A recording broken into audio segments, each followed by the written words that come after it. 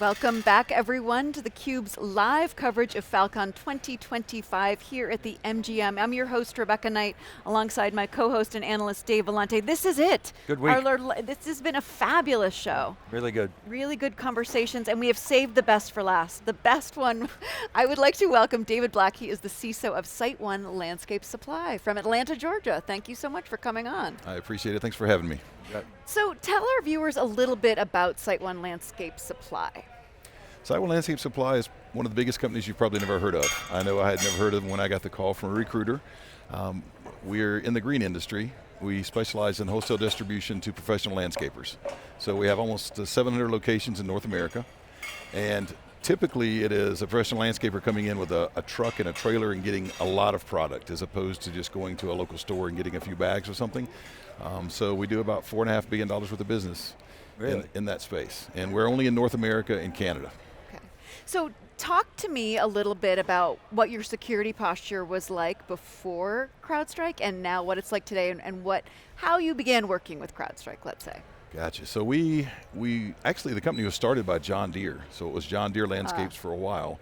And it was a unique... That's a company everyone's heard Yeah, of. everyone knows that one. So we were like a subsidiary under that. And the company took off, and John Deere got to the point where it wasn't part of their core business, so they wanted to sell it off and spin us to go public. And so CD&R acquired 60% of the company. We rebranded to SiteOne, and then we had to build everything from scratch because we had been leveraging John Deere's programs. We had our own data centers and other things, but their policies, their procedures. So it was really, when I came on board, build a security program that is both compliant, Sarbanes-Oxley, SEC, and PCI compliance. Those were the main things we had to do. So as quickly as possible, I hired a team of 4 people. We started building out the program, putting the things in place that we needed to put in place. And we got to a point where we had the basics. And we wanted to do a little bit more, but you get to that point where it's all risk management. And are you going to invest these millions, or do you live with a little bit of that risk? And we lived with a little bit of that risk, and it bit us. In 2020, we were hit by a ransomware attack. And when in 2020, pre-COVID or?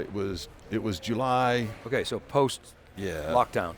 And I recall because I just moved into a new house, and for the first 3 months, I never left the basement because it was worth the incident. And if no one's ever gone through that, I pray they don't have to. It was quite the ordeal. Now, thankfully with us, we were able to identify the issue, contain it before it spread through our entire environment.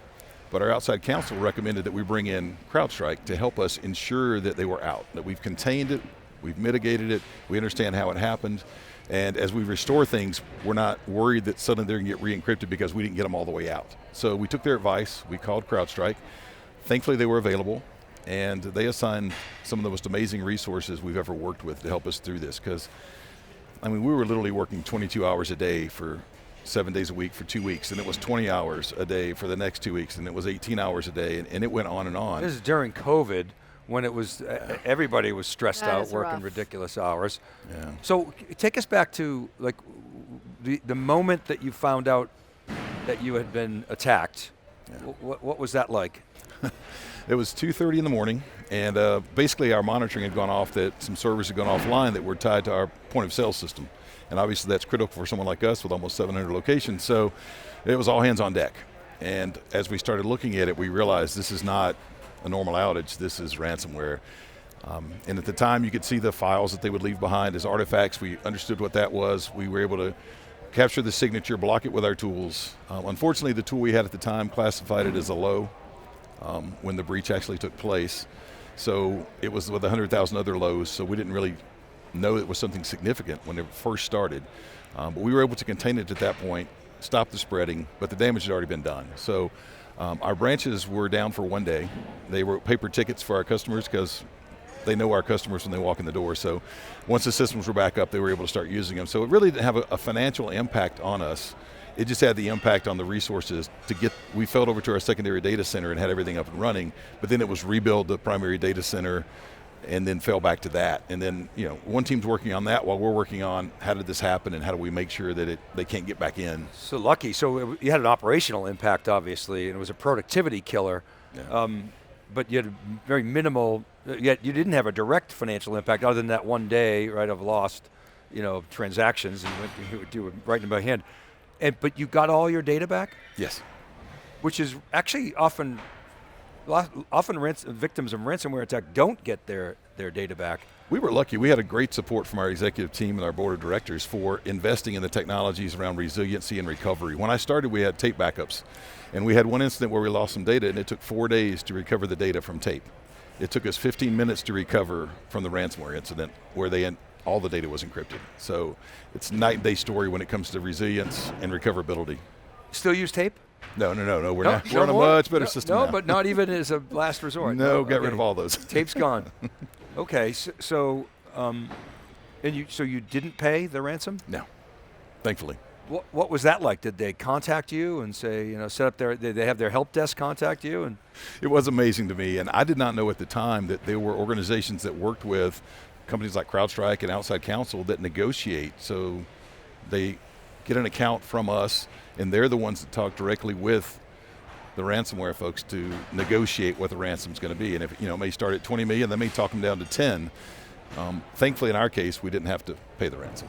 So a lot of times, attackers, will exfiltrate data. Yep. You get your data back, but then they still have your data. Yeah. It's a bigger deal in healthcare with HIPAA, financial services with account, social security numbers, et cetera. Yeah. But the data that they exfiltrated wasn't sensitive data. You say, go ahead, publish it on Reddit. It didn't really matter. Is that right? Or Thankfully, one of our tools, we were able to look at that data, and we were able to see that about probably 80% of the data was images from our website, which are publicly available anyway. So as we were able to tell which data was taken as we went through it, there really wasn't anything that sensitive in the data. Okay, so you actually we were very lucky. Really lucky, and it sounds like you actually had a decent defense in place. What was it, a phishing attack or? No, what's interesting with this one is there were 4 credentials for 4 of our employees' credentials that were purchased off the dark web by this threat actor group, and they used that to log onto a portal that we had that was externally facing, and it did not have MFA at the time. And that was kind of one of the projects we were working on. My team and I were using MFA to do everything we were doing and testing it and wanting to do the proof of concept. So it worked out well in that all we had to do after the incident was buy additional licensing and roll out Okta Verify. So you said that your outside counsel recommended you bring in Crowdstrike, and then you got to, as you say, work with some of the most amazing resources. So now you are still working with Crowdstrike on a regular basis. You've also said that your board and the rest of leadership was really supportive and really wants this to be a priority. Can you talk a little bit about what it's like to work with Crowdstrike now, and especially now that we're hearing about all the fabulous new products that they've announced at this conference, and what kind of support you hope and expect you'll get from leadership as you say, we need to do this. This is important. That's been one of the most amazing things for me is a lot of times when a company is as good as Crowdstrike and gets as big as Crowdstrike, they start to weaken. They start to make acquisitions that they don't fully integrate, or they start lowering the bar on their credentials for hiring people, and they aren't as good. And what I've been amazed with is despite the growth and the expansion in products and the acquisitions, everything that they're doing is just as good as the first thing they did. And that's not common. And I was sitting in on the customer advisory board today for the services side, and that was my biggest recommendation is don't lower the bar. I mean, you're going to be tempted to, or you're going to be tempted to spread into some other vertical in IT and start doing something that really isn't in your wheelhouse, like stay in your wheelhouse, because every year what they announce here, that's what makes it so exciting is it's not that we jumped into this other thing and now we want to replace this in your company. It is, we're adding everything, AI agents and all these other things that we desperately need to be able to defend against the threat actors that are using those same technologies already. So that was, to me, the most, I don't know, what got me the most pumped about being here.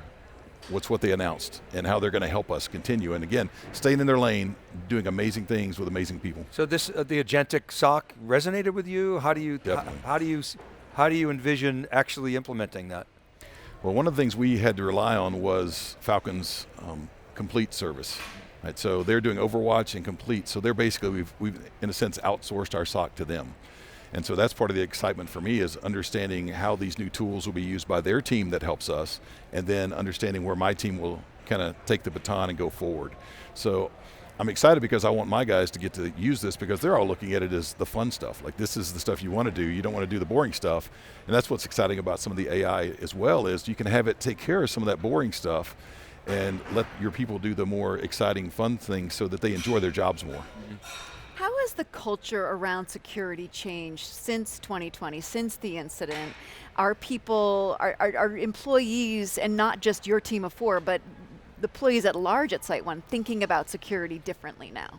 I think so, and you know, it's tough. We're in primarily a blue collar industry, and I hate the term knowledge workers because that's what they want to call the people that sit at, you know, we call it field support, but the corporate office is knowledge workers, and then the people in the field aren't. And I'm like, these are the most brilliant people you could know. Yeah. Like they know the chemicals and fertilizers and all these other things and how to do drainage ditches, and so I kind of struggle with that. Yeah. But I'll say this, that you know, if you look at quarterly Fisher results and things, the things that when we first started them, we had a 30% failure rate. After that breach, it was down to below 5%, and it stayed there. People started to understand how significant this could be, even though it didn't affect them that much. Just that one day is all they kind of heard about. But then we talked about cyber insurance, and we talked about the time it took us to recover things, and they really grabbed a hold of it. It's still a little challenging to me that in the day that we live in today, most people still don't understand kind of the basics of information security, but I feel like the associates that we have at SiteOne do. And a lot of it ties back to 2020. And you did a table talk exercise. Was that after the ransomware attack? Yes, and we would do them ourselves before, but we ended up signing up for a retainer with Crowdstrike, and one of the services they offer with those retainer hours is a tabletop. And I thought we did a great job with our tabletops. And I don't want to offend my guys, but it stepped up 3 levels when we started using Crowdstrike. Because what gaps did you find? I mean, they came in and learned, like they asked the questions. In ours, historically, we would say, well, we do credit card processing, so we could have a credit card breach. So let's say we had that. Or, you know, some other thing that might happen. Crowdstrike resources came in, asked us tons of questions, interviewed tons of people, and came up with a very realistic scenario of how we could be breached. And so not only did it help us to, you know, create a tabletop that no one could, you know, argue wasn't legitimate, but then I actually had to-dos and goals and objectives coming out of that for things I needed to go fix and address. So it kind of helped me plan the next year and some of the things that we were going to target. Because they think about how do I break this, and then how can I really get in? Yeah. And they can figure it out. They're smart enough. So, but you don't have unlimited budget. Oh no.